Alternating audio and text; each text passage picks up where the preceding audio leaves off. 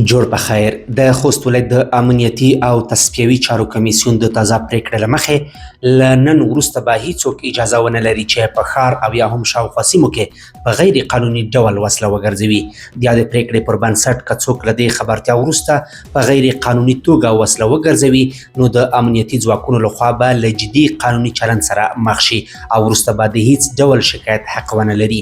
د خوست ولایت مقام ویاند مستغفر ګربز وایي هغه کسان چې وسله لري ګرځوي جدي او ضروري اړتیا لري باید د امني قومندانۍ اړوند د ډایاک مدیریت ته مراجعه وکړي او د نافذه اصولو له مخې قانوني اسناد ترلاسه کړي.